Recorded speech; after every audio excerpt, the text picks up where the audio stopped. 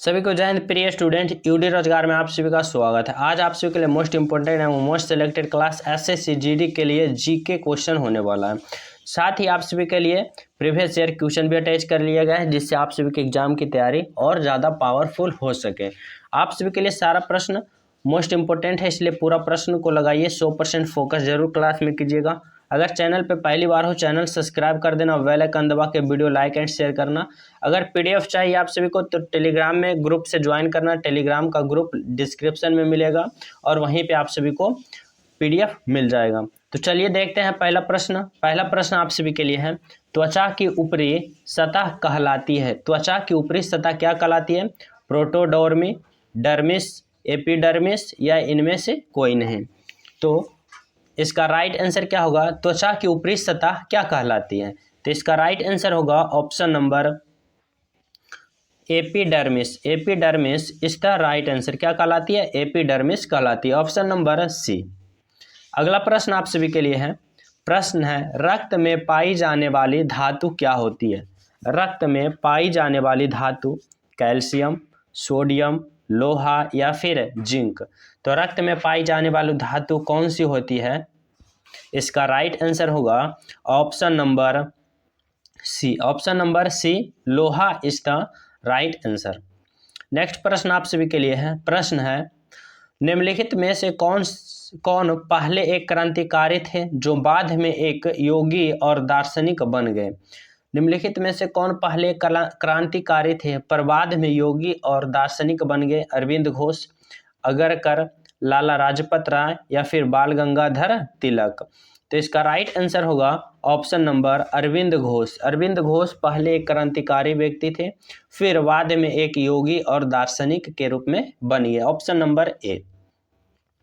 अगला प्रश्न आप सभी के लिए है, पृथ्वी के धरातल के लिए कितना प्रतिशत भाग पर महाद्वीप का विस्तृत पाया जाता है?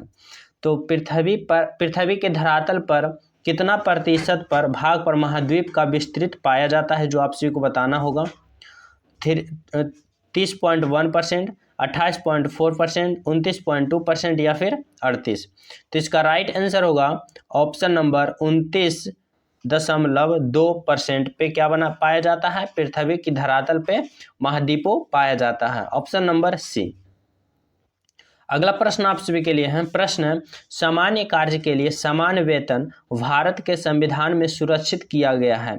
मौलिक अधिकार में, आर्थिक अधिकार में, राज्य के नीति निर्देश सिद्धांत का अंग में या फिर मौलिक कर्तव्य में।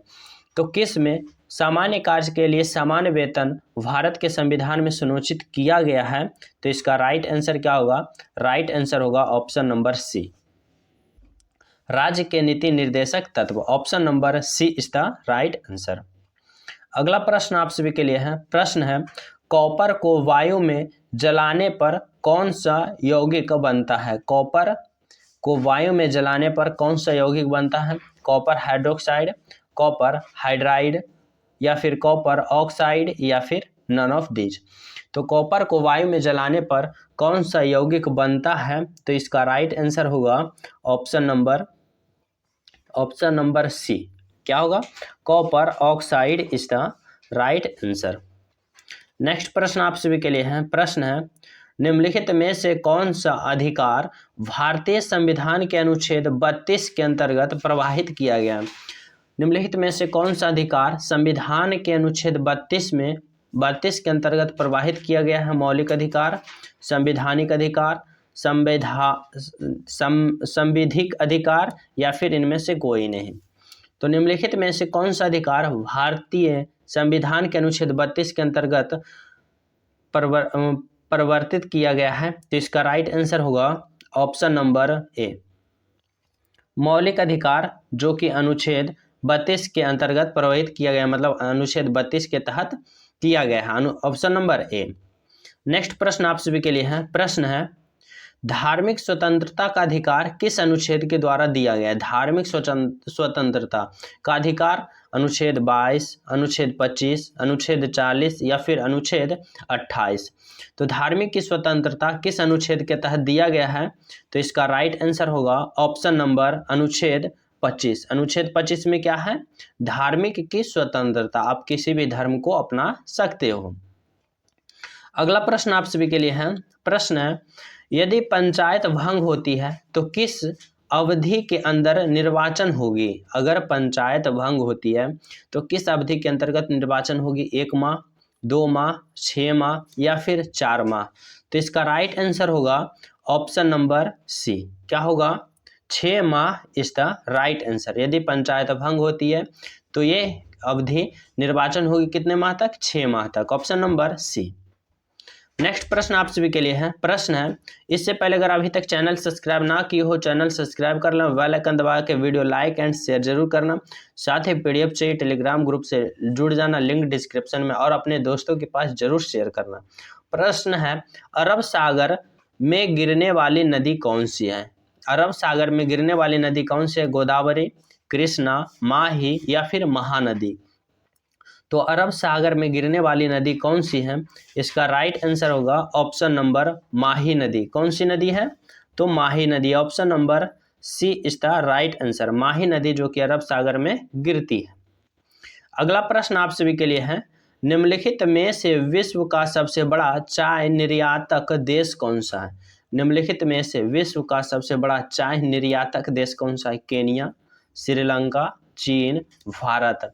तो विश्व का सबसे बड़ा चाय निर्यातक देश कौन सा है आप सभी को बताना होगा। तो इसका राइट आंसर होगा option number D, Bharat. Bharat जो कि विश्व में सबसे बड़ा चाय निर्यातक देश है। Option number D. अगला प्रश्न आप सभी के लिए है। प्रश्न है, सानिया मिर्जा निम्नलिखित में से किस खेल के लिए चर्चित है? Athletics, lawn tennis, basketball, football? तो सानिया मिर्जा कौन सा गेम खेलती है जो कि आप सभी को बताना होगा। तो इसका राइट आंसर होगा lawn tennis. Option number B, lawn tennis is the right answer. अगला प्रश्न आप सभी के लिए है। प्रश्न है, भारत में प्रथम परमाणु संयंत्र कौन सा है? भारत में प्रथम स्थापित परमाणु संयंत्र कौन सा है? तारापुर परमाणु संयंत्र, कैटेनोमा परमाणु संयंत्र, कुडनकुलम परमाणु संयंत्र, या इनमें से कोई नहीं? तो भारत में प्रथम स्थापित परमाणु संयंत्र कौन सा है? तो इसका राइट आंसर होगा option number A. Option number A, Tarapur परमाणु संयंत्र is the right answer. Next प्रश्न आप सभी के लिए है। प्रश्न है, विश्व जल दिवस कब मनाया जाता है? विश्व जल दिवस कब मनाया जाता है? 5 मार्च, 17 मार्च, 20 मार्च या फिर 22 मार्च? तो विश्व जल दिवस कब मनाया जाता है? तो इसका राइट आंसर होगा, right answer option number D. Right answer होगा ऑप्शन नंबर डी। 22 मार्च को क्या मनाया जाता है? जल दिवस is the right answer. Next प्रश्न आप सभी के लिए है। प्रश्न है, तराइन का प्रथम युद्ध 1191 ईस्वी किसके मध्य लड़ा गया था? आप सभी को पता है तराइन का प्रथम युद्ध हुआ था 1191 ईस्वी में, पर किसके मध्य हुआ था? मोहम्मद गोरी और भीम, मोहम्मद गोरी पृथ्वीराज तृतीय, मोहम्मद गोरी जयसिंह, मोहम्मद गोरी अजयपाल? तो आप सभी को बताना है कि तराइन का प्रथम युद्ध 1191 में किसके मध्य लड़ा गया था। राइट आंसर होगा option number B. Option number B, Mohammad Ghori और पृथ्वीराज तृतीय के बीच। Option number B. अगला प्रश्न आप सभी के लिए है। प्रश्न है, गंगा नदी को बांग्लादेश में किस नाम से जाना जाता है? पद्मा, मेघना, डेन्यूब, ओगा? गंगा नदी को बांग्लादेश में किस नाम से जाना जाता है? तो इसका राइट आंसर क्या होगा? Option number A. Option number A, Padma is the right answer. Padma के नाम से जाना जाता है। नेक्स्ट है आप सभी के लिए, राष्ट्रीय साक्षरता मिशन की शुरुआत कब हुई थी? राष्ट्रीय साक्षरता मिशन की शुरुआत कब हुई थी? 1900 ईस्वी, 1988 ईस्वी, 1999 ईस्वी, 1995 ईस्वी? तो राष्ट्रीय सुरक्षा मिशन की शुरुआत कब हुई थी? तो इसका राइट आंसर होगा option number B. Option number B, 1988 ईस्वी is the right answer. Next प्रश्न आप सभी के लिए है। प्रश्न है, परमाणु शक्ति संयंत्र किस सिद्धांत पर काम करता है?